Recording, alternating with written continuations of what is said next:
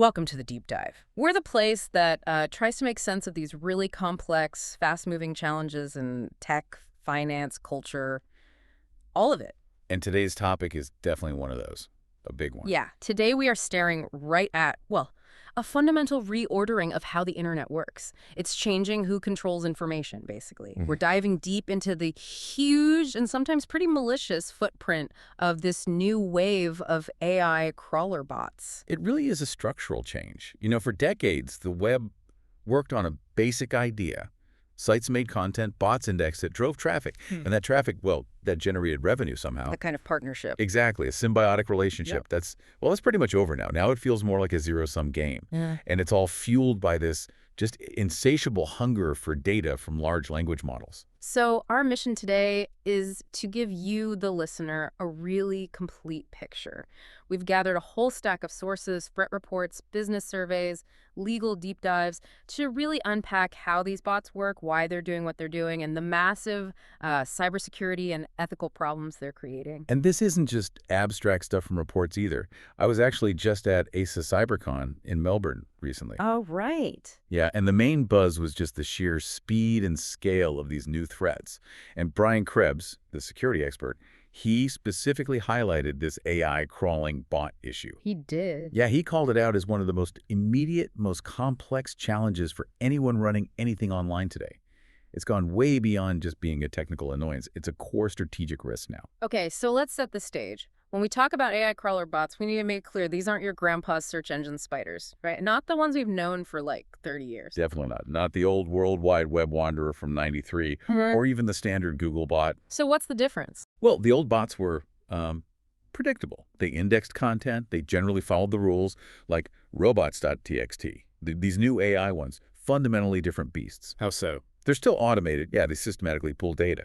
But they're using AI to navigate much more intelligently.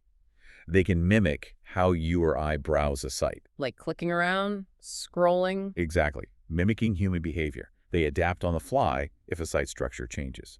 And crucially, this helps them avoid detection while they're grabbing huge amounts of data, often proprietary data, specifically to train LLMs. So they're not just indexing, they're learning from the content. And learning how to get more content. The key word is adaptive. They learn your defenses while they crawl. It's a constant evolution. Okay, section 1 then, the scale and impact of this, new bot economy. Let's get into the data. Because the sheer volume you mentioned, it sounds kind of shocking. It really is. Recent threat intelligence confirms that we're not living on a human-dominated web anymore, traffic-wise. So what are the numbers? We've crossed a threshold, maybe faster than anyone really expected. Bot-driven traffic, all bots, now accounts for, get this, 51% of all internet traffic. 51%. More bots than humans online. In terms of raw traffic requests, yes. More than half the global information flow is machine-to-machine, not people browsing. Wow. Okay, that alone changes everything for infrastructure, security, anyone running a website for business. But, okay, 51% bots. Are they all bad? No, that's the critical distinction. Of that 51%, a huge chunk, 37% of the total traffic is classified as outright malicious. Malicious meaning? Meaning they're actively scanning for vulnerabilities, trying to break into accounts using stolen passwords, that's credential stuffing, or just doing massive unauthorized scraping. Pure bad actors. Okay, so bad bots are a huge problem, but then there's this middle ground you mentioned, the gray bots. Right. This is where it's tricky. These are the crawlers linked to legitimate, often massive AI companies. The ones building the big LLMs. Like GPT bot, Claude bot. Exactly. But their behavior can be so aggressive, or they don't always follow the rules, like crawl delays, so they end up causing massive strain. Barracuda, the security firm, they specifically called this category out. They said businesses have to factor these gray bots into their security thinking. Did they mention any specific ones being particularly aggressive? They did. In their data, one really stood out. Claudebot, that's the one from Anthropic for their AI models. Barracuda identified it as the most active Gen AI gray bot they saw, by a pretty big margin. How active are we talking? Just to give you a sense of scale, Barracuda watched one web application, just one, over 30 days. It received an average of 323,300 requests a day just from AI scraper bots. 300,000 requests a day to one application. Yeah, that's not a gentle indexing process. That's That's an industrial vacuum cleaner sucking up data. It really blurs the lines, doesn't it? I mean, if a bot from a major company is hitting your site 300,000 times a day, is that just aggressive data gathering? Hmm. Or is it basically malicious in its impact, even if the intent isn't, say, malware? That's exactly the problem. It leads to what we call the site killer effect. The intent might just be gathering data for training, but the impact can be like a denial of service attack. It just overwhelms the site's resources. And this goes back to the key difference you mentioned earlier between these new bots and the old Google bots. Absolutely. Traditional bots were almost partners.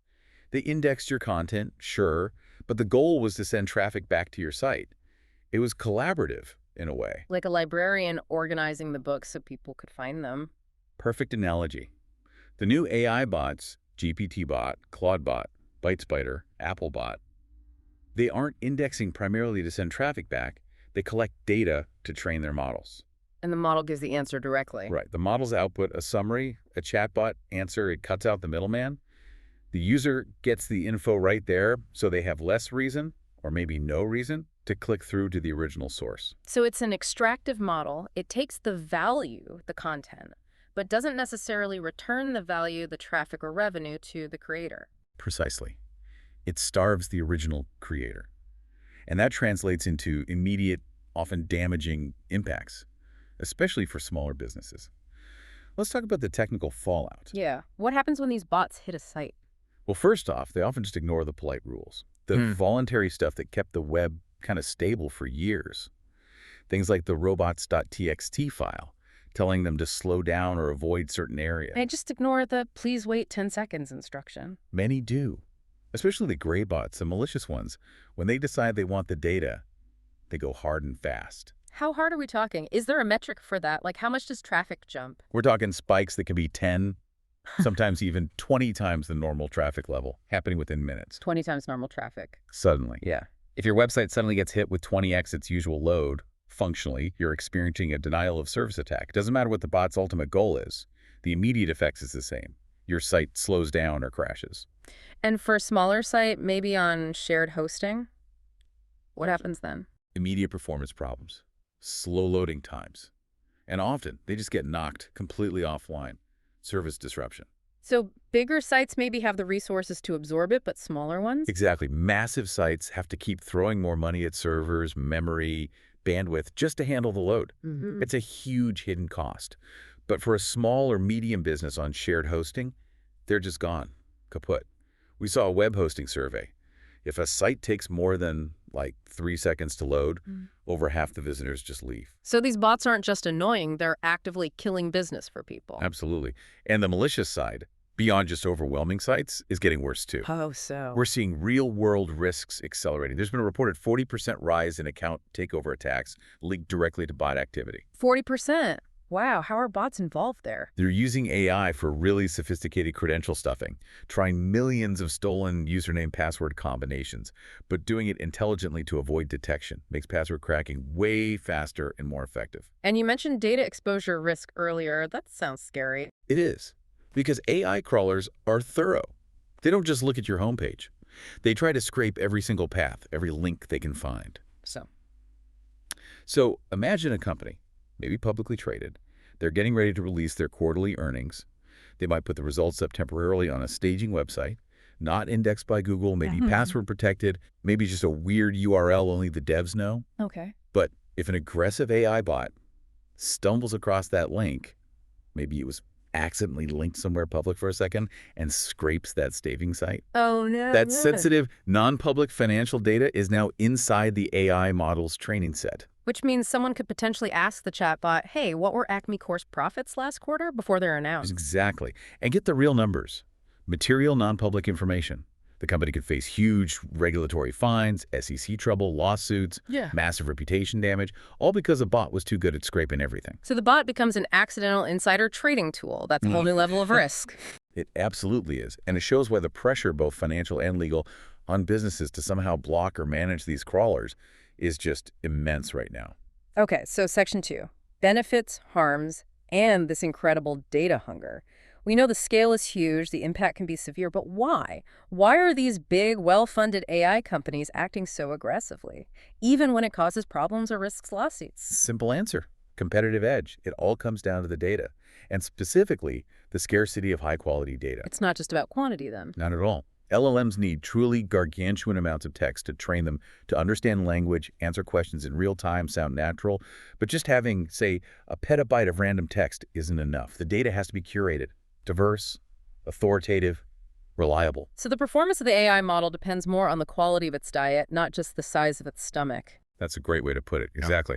And we can actually see this in action by looking at how they build these training data sets. There's fascinating analysis by Ziff Davis looking at data sets like Common Crawl and WebText-2. These were used to train models like GPT-3.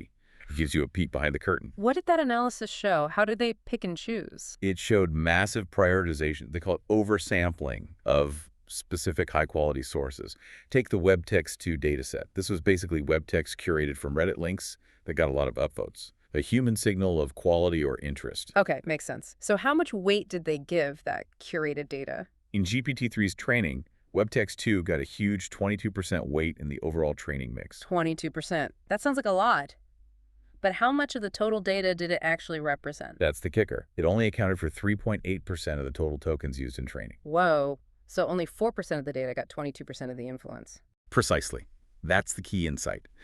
The AI developers made a deliberate strategic choice. They decided to show the model that tiny slice of high-quality, human-approved web text way, way more often than the vast ocean of just general web stuff. So the model's whole understanding of the world, its ability to generate good text, figure out what's important, it's heavily skewed towards this small, curated, high-authority part of the internet, not the messy reality of the whole web. Exactly right. And we can quantify that using a concept called epochs.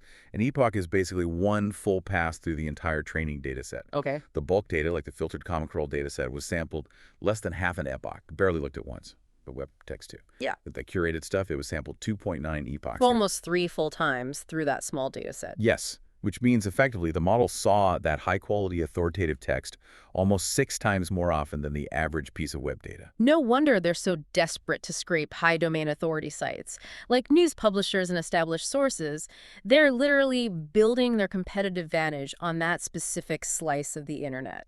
They are. And that data, analysis shows, is heavily weighted towards big commercial news publishers. You know, the New York Times Company, News Corp, Vox Media, places like that. Which brings us straight to the huge dilemma this creates for content owners.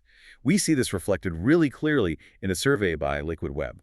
The survey, it showed 2 really different camps, didn't it? The blockers and the welcomers. That's right. 2 fundamentally different philosophies emerging. Let's start with the blockers. The ones saying, nope, you can't have our data. What drives them? Control and protection, mostly.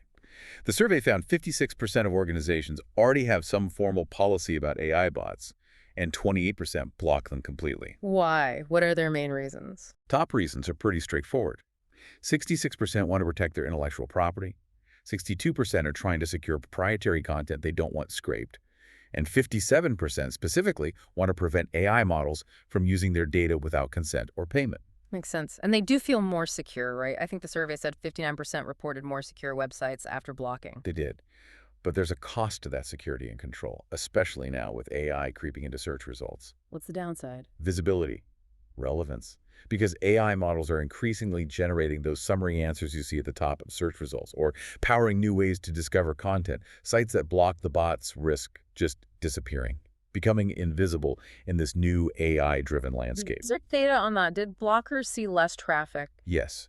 28% of the blockers reported less search engine traffic after implementing blocks, and 18% saw their overall search ranking actually decrease. So you're trading immediate security for potentially future irrelevance. Ouch. Okay, so that leads us to the other side. The welcomers, the businesses embracing AI traffic. What's their motivation? Opportunity. Mostly monetization and referral traffic. 68% of the welcomers cited increased visibility in AI search as a major benefit. So they want to be included in those AI summaries. Seems like it. But the really eye-popping number was about revenue. 1 in 5 businesses that welcomed AI bots reported an average 23% increase in revenue. 23% increase. That's huge. It's massive. It suggests that for some businesses, particularly maybe e-commerce or specific niches, AI isn't an enemy extracting data. It's actually a new funnel driving qualified traffic and sales. So they're getting referrals from AI tools. Yes. Other benefits they mentioned were more interaction via AI discovery tools, that was 27%, and just straight up direct traffic increases, 22%. For these businesses, the risk of having their data scraped is outweighed by the potential for immediate, measurable revenue growth. Wow. So you have this fundamental split, protect your IP at all costs versus chase the AI-driven revenue. That tension must be leading to some kind of middle ground, right? Not everyone can be all or nothing. Absolutely. And that's probably the most interesting finding from the survey. A compromise is emerging. While 28% block completely and 17% allow totally unlimited access, the biggest group, 39% of organizations, have landed on partial restrictions, Partial restrictions, like what? like conditional policies, maybe allowing certain good bots access to non-proprietary stuff but blocking them from sensitive areas, or demanding compliance with certain rules before allowing access, maybe rate limiting them. So a more managed approach. Exactly. It signals a definite move away from the old, completely open web towards a more paywalled or permission-based model, at least for this type of automated access. Which brings us perfectly to Section 3, the technical arms race, defense versus evasion.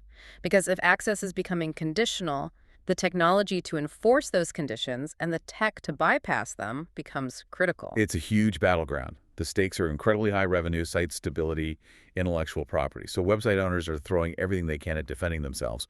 But the AI crawlers are constantly adapting, constantly finding ways around. We need to start with why the old methods, the traditional defenses, are basically failing now.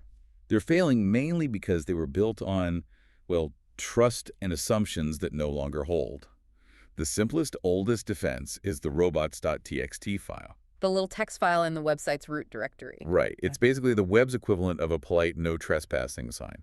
It's a voluntary protocol where a site tells crawlers, please don't look in this folder, or please wait 10 seconds between requests. And the big AI companies, OpenAI, Anthropic, they say they respect it. They do publicly state they honor robots.txt, but the moment you deal with a non-compliant bot or a truly malicious scraper, robots.txt is completely useless. Because it's voluntary. Exactly. It's an honor system.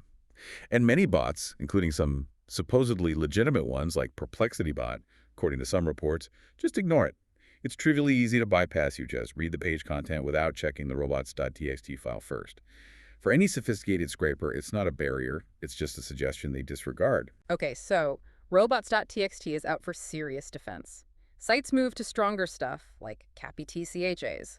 Those annoying prove your human tests. How are they holding up? Not well, unfortunately. AI got too good. Advances in machine learning, especially in image recognition, and analyzing subtle behaviors like mouse movements, now allow bots to solve complex KPTCHAs. They can solve the click all the traffic lights pictures? Yep, often faster and more reliably than actual humans. So what used to be a decent gatekeeper now mostly just annoys your real users, while barely slowing down a determined modern AI scraper. Okay, so visual tests are out. What about basic network hygiene? Blocking IPs that hit you too hard or rate limiting, surely that stops a massive 20x traffic spike. You'd think so, but this is where the resource imbalance really shows. A server admin might set a rule. Block any IP making more than, say, 50 requests a minute. Simple enough. But modern scrapers don't use just one IP address. They use huge networks of proxies, VPNs, and the really effective ones use residential IP addresses. Residential IPs, you mean like my home internet connection's IP address? Exactly like that. They rent access, sometimes through shady means like malware on people's computers, sometimes through willing participants, to massive pools of IPs associated with real homes, hundreds of thousands of them. So how does that help them bypass rate limits? A scraper can just cycle through thousands of different residential IPs very quickly. It makes maybe 10 requests from IP address A, then 10 from IP B, 10 from IP C, and so on. Each individual IP stays way below the 50 requests per minute limit. So the server just sees thousands of seemingly unrelated low-volume requests coming from what look like ordinary houses all over the world. Precisely, making it almost impossible to block the scraper without accidentally blocking huge numbers of legitimate users. Yeah. It causes massive collateral damage. Oh, yeah. So if the polite methods fail and the standard tech barriers are breached, site owners have had to get meaner, more aggressive. You called it the poison approach. Yeah, this is where it becomes a real cat and mouse game, moving into adversarial tactics. The first level is honeypot. Traps, basically. Exactly. Traps designed specifically for automated bots, things humans wouldn't interact with. Maybe a link hidden using CSS so it's invisible on the page, pointing to something like bots go here. Or a form field that's hidden from view but present in the HTML source code. And if a bot clicks the invisible link or fills the hidden field. Gotcha. You've identified it as automated. Yeah. You can immediately block its IP address, maybe try to fingerprint its browser characteristics for future blocking. It's a relatively cheap, effective first layer, but requires constant updates as bots get smarter at spotting these tricks. Okay, honeypots make sense. But then there's the more extreme version, the tar pit. That sounds unpleasant. It is designed to be. Tar pits, often using tools like Nepenthes or iocane, aren't just about blocking. They're about actively draining the scraper's resources, wasting their time and money. How do they do that? They work by dynamically generating an infinite maze of garbage. When a suspected bot hits a certain point, the server starts feeding it fake pages, fake links that lead to more fake pages, endless loops, maybe slow responses. So the goal isn't just to keep the bot out, but to trap it inside, crawling useless junk forever. Exactly. Keep it busy, consuming its own time and server resources, trying to scrape terabytes of dynamically generated nonsense that has no actual value.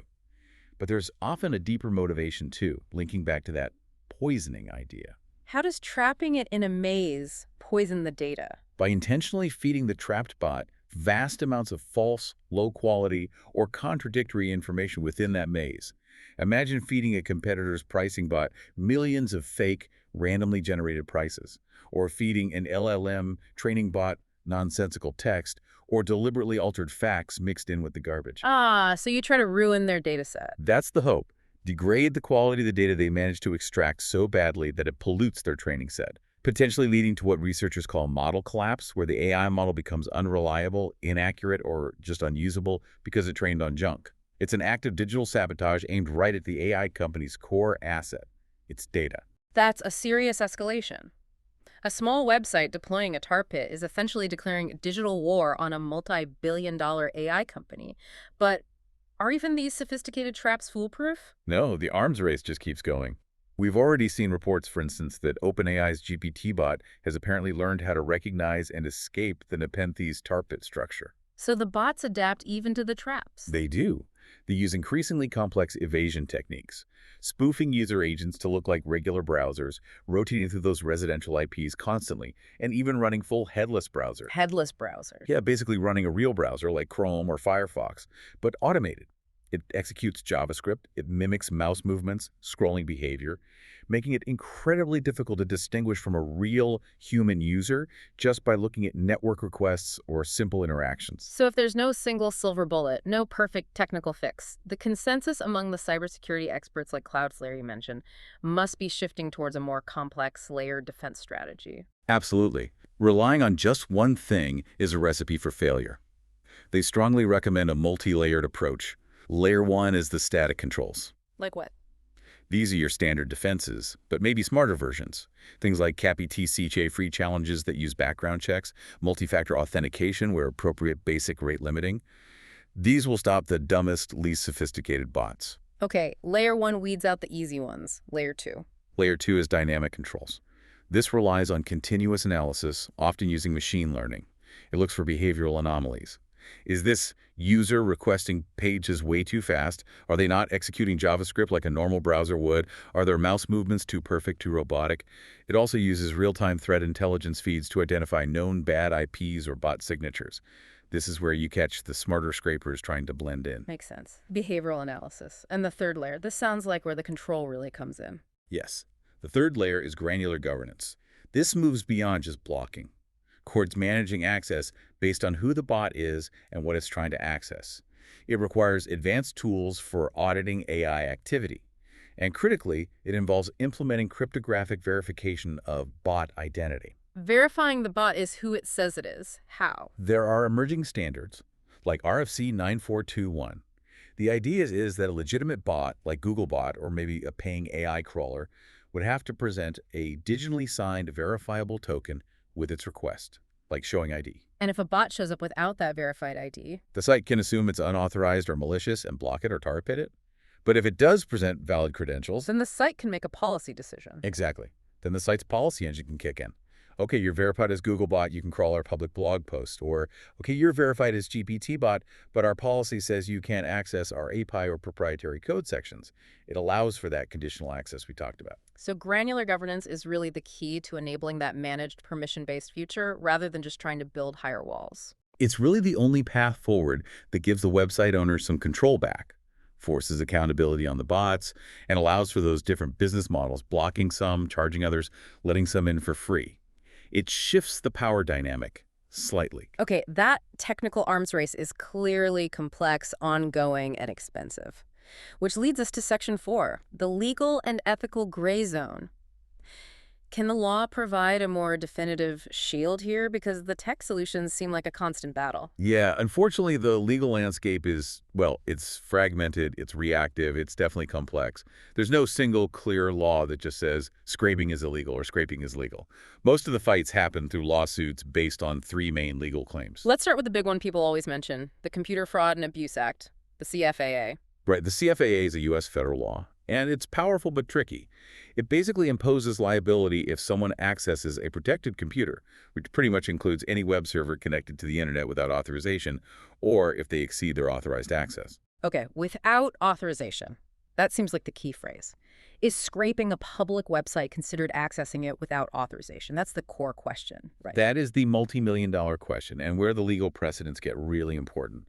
The big case everyone points to is LinkedIn versus HiQ Labs. HiQ was a company scraping data from publicly viewable LinkedIn profiles. And what did the court say about that? The precedent emerging from that case, and others like it, generally suggests that scraping information that is truly publicly available, meaning you didn't have to bypass a password, login, or technical barrier to see it, is probably not a violation of the CFAA's without authorization clause. The logic is, if you put it out there for the whole world to see without restriction, you've implicitly granted authorization for anyone, including bots, to access it. So if it's public, tough luck. The CFAA might not help. As a general starting point, yes. However, this is a huge however, the legal ground shifts the moment the platform owner takes explicit action. The same court rulings also suggest that if a platform owner specifically tells a scraper to stop, like sending a formal cease and desist letter revoking any implied authorization, then continued scraping after that notice could become a CFAA violation. Ah, so it depends on whether you've explicitly kicked them out. That makes enforcement really specific to each case, like the Meta versus Brand Total case. Exactly. Meta won a breach of contract claim there, partly because Brand Total kept scraping, even after Meta clearly told them to stop and tried to block them, arguably violating the terms of service they'd implicitly agreed to by using the platform. The CFAA claim often gains teeth, not just because scraping happened, but because it continued after a clear, "you are not welcome" message. Okay, so CFAA is complicated, depends on the facts. What's the second legal battleground? Copyright infringement, and specifically the DMCA, the Digital Millennium Copyright Act. This is where content creators fight back based on ownership of the material itself. So simple copyright violation. You copied my stuff without permission. That's part of it. But the DMCA gives creators two extra powerful tools against scrapers. First, it makes it illegal to circumvent a technological measure that effectively controls access to a copyrighted work. Like breaking a digital lock. Right. So if an AI bot defeats a CANTI-TCHA that was clearly intended to protect copyrighted content, or bypasses rate limiting designed to prevent mass copying, the site owner could argue that's a DMCA violation circumventing an access control. Okay. And the second DMCA tool, you mentioned this is a big focus now. Yes, this is about copyright management information, or CMI. This is basically the metadata attached to content that identifies the owner and the terms of use. Think copyright notices, 2024 Acme Corps, author names, links to license terms. This stuff usually in the footer or metadata. Exactly. The DMCA prohibits intentionally removing or altering this CMI. And the argument content creators are making now is that when LLM companies scrape billions of web pages, they're automated text extraction algorithms. They just grab the main article text, right? Often, yes. They're designed to pull out the valuable body text. And in doing so, they often separate that text from the surrounding context. The website footer, the header, the sidebars where the CMI, the copyright notice, and ownership information usually lives. So by stripping the content clean, they're effectively removing the CMI, whether they meant to or not. That's the core argument in a really high-profile lawsuit. Sure. The Center for Investigative Reporting suing OpenAI and Microsoft. They specifically claim that the algorithms used for scraping, like one called Dragnet, are designed in a way that inherently removes or separates the CMI during the extraction process. This makes the scraped text look like it's free-floating, unowned data. It's a potent legal angle against mass scraping for AI training. Very interesting. Okay, CFAA, DMC copyright. What's the third main legal theory? The simplest one, and sometimes the most effective, especially if the CFAA argument is weak, breach of contract, basically arguing that the scraper violated the website's terms of service. Just by visiting my site, you agreed to my rules, and your bot broke rule number 7, no scraping. That's the idea. But its success hinges entirely on whether those terms of service are legally enforceable against the scraper. And here, the courts look closely at how the user supposedly agreed to the terms. What's the difference there? Lawyers distinguish between click-wrap agreements and browser-wrap agreements. Click-wrap is strong. That's where the user has to take a clear, affirmative action to agree, like clicking a checkbox that says, "I agree to the terms of service," before they can register or use a feature. Courts generally enforce those. But most websites don't make you click, I agree, just to browse, right? The terms are usually just a link at the bottom. Right. Those are browser-wrap agreements. They try to bind users simply by their act of browsing the site. Courts are much more skeptical of these. They often find them unenforceable unless the website can prove the user had very clear, conspicuous notice of the terms and somehow signaled their agreement. Just having a link in the footer often isn't enough. So, for a breach of contract claim to stick against a scraper, the site really needs to show the scraper operator clearly knew about and implicitly agreed to the anti-scraping rule. Again, it comes back to notice. Exactly. Visibility and clarity of the terms are crucial for this claim. Okay, beyond these US-centric laws, we also need to touch on global privacy rules, right? Because data doesn't stop at borders. Absolutely. Global regulations, especially Europe's GDPR, General Data Protection Regulation, cast a long shadow. GDPR applies to any company anywhere in the world if they process the personal data of people in the EU. And its principles, like transparency, purpose limitation, and needing a legal basis for processing, are very relevant to scraping. Purpose limitation meaning you can't scrape data for reason A and then use it for reason B without permission. Pretty much. And the fines for violating GDPR can be enormous. The Clearview AI case is a perfect example in the scraping context. What happened there? Clearview AI was scraping billions of facial images from public websites to build a massive facial recognition database. The Italian Data Protection Authority fined them 20 million. 20 million euros. Why? Because they were selecting and processing biometric data, faces of people, including Italians, without informing them, without their consent, and without a valid legal basis under GDPR. It's a huge warning. If your scraping involves personal data, especially sensitive data like biometrics, the risks under laws like GDPR are immense. And similar rules are popping up elsewhere, like California. Yes, California's laws, the CCPA and now the CPRA, give residents rights like knowing what personal information is collected about them and demanding its deletion. This adds another compliance headache and potential liability for companies scraping data that might contain info on California residents. Okay, so you've got this technical arms race, this messy legal situation. It makes sense that the big platforms, the ones creating all this valuable content and data, have started pushing back hard, building walls. The shift has been incredibly fast and dramatic. Platforms that used to be relatively open suddenly realized they were giving away the crown jewels, the very data-fueling multi-billion-dollar AI models for free. Reddit is a prime example. Their user discussions are gold for training AI on natural conversation. Exactly. So Reddit realized this and basically revolted. They introduced really steep API charges, making it expensive for AI companies to access their data programmatically. And they started actively blocking crawlers like OpenAI's and Perplexity's if they didn't pay up. They drew a line. This data is valuable, it's ours, and you will pay for it. And Twitter, or X now, took an even more drastic step, didn't they, affecting regular users? They did. They temporarily imposed strict daily read limits, how many tweets you could view, and even required users to be logged in just to see any tweets. Yeah. They explicitly said it was an emergency measure to combat extreme levels of data scraping. Requiring a login just to view public content, that's a huge shift away from the open model. It was a stark signal that the old assumptions of free open access were simply incompatible with the economic realities of the AI data gold rush. And the news media, the ones generating that high-quality, high-DA content the AI models crave, they're splitting along the lines we saw in that survey, right? Blockers versus deal makers. Precisely. We're seeing two clear strategies emerge. Many major news organizations, the New York Times, CNN, Reuters, BBC, lots of them took the blocker path. They quickly updated their robots.txt files to explicitly disallow GPTbot and other known LLM crawlers. They're betting on their copyright, maybe future legal action, and their own paywalls to protect their content. But not everyone is blocking. Some are making deals. Yes. The other camp sees opportunity or perhaps inevitability. Major players like the Associated Press, AP, and Rupert Murdoch's News Corp struck licensing deals directly with OpenAI. So they're getting paid. Presumably, yes. They're agreeing to provide their content archives and ongoing reporting to OpenAI for training, likely in exchange for cash and possibly access to OpenAI's technology themselves. It signals the definitive end of any assumption that quality journalism, the bedrock of informed society, is just freely available raw material for any AI company to scrape at will. The price tag is now firmly attached. Okay, let's try to wrap this up. We've gone through the sheer scale of these bots, the reasons behind their data hunger, the intense technical fight, the tangled legal battles. The core tension seems crystal clear. AI needs massive data to innovate, but grabbing that data is breaking the open web, straining websites, and hitting intellectual property rights hard.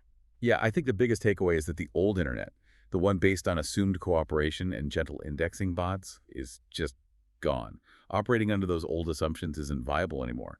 Rogue bots don't care about rules, and even the supposedly good AI trawlers can crush your site with sheer volume. And the technical fixes are just temporary? Mostly, yes. It's a constant escalating war. You build a better mousetrap, they build a smarter mouse. Relying purely on tech defense seems like a losing battle long term. So, the most practical way forward, the strategy that seems to be emerging from all this chaos, isn't total war or total openness, but that conditional permission-based model you described. Exactly. It's about regaining some control, forcing the bots to be accountable, and finding ways to monetize the access if your content has value. Website owners are having to shift their thinking. They need to ask, is my content truly proprietary? Can I actually track if AI referrals are driving revenue for me?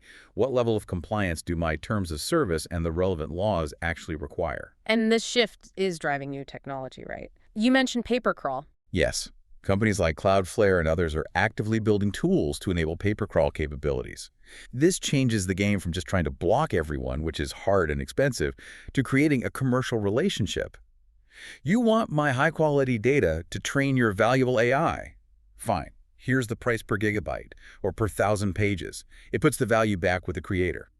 As we look ahead, though, this complexity is only going to get worse, isn't it? You hear about AI agents becoming more agentic. What does that mean for this? It means they'll be more autonomous, goal-oriented, capable of performing complex, multi-step tasks online that look incredibly human. Planning, reasoning, interacting with forms, maybe even negotiating access. The line between a really sophisticated bot and a genuine human user is going to blur almost completely. Today's detection methods might be useless tomorrow. Which brings us to the final thought for you, our listener, to chew on after all this. If the tech traps eventually fail against super smart agents, and the legal system is always playing catch-up, content creators are being pushed towards one seemingly inevitable endpoint. That endpoint, the ultimate cure for unwanted scraping, is a completely paywalled, segmented, authenticated internet. A web where accessing almost any quality information requires logging in, proving who you are, and probably paying. So the provocative question is, what happens when commercial necessity forces us to trade the open, slightly messy, but incredibly accessible web we grew up with for the security and monetization of 1,000 private walled gardens? We might solve the bot problem, but do we end up breaking the very thing that made the internet so revolutionary in the first place? Are we watching the open web fragment into a closed system right before our eyes? A lot to think about there. That's our deep dive into the AI crawler bot dilemma. Thanks for joining us. We'll see you next time.